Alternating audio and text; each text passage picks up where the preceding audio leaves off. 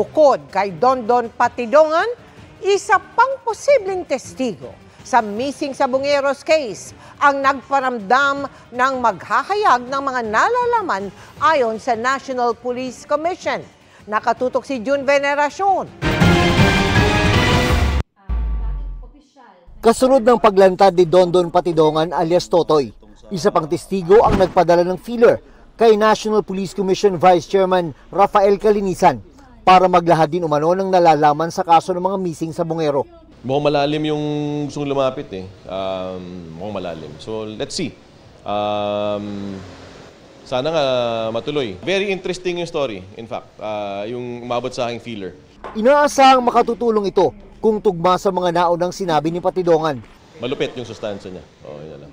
Mahalaga, syempre. Anyone who builds on the story of another, anyone who corroborates, I think builds on the credibility of that witness. Bukas naman ng pulisya na makipagtulungan sa investigasyon ang ilan sa 15 pulis na idinawit ni Patidongan at nasa restrictive custody. That's one of the directions that we can take. If some of them will volunteer to be state witnesses or they decided to. But even without that, we can solve this case even without the cooperation of the suspect.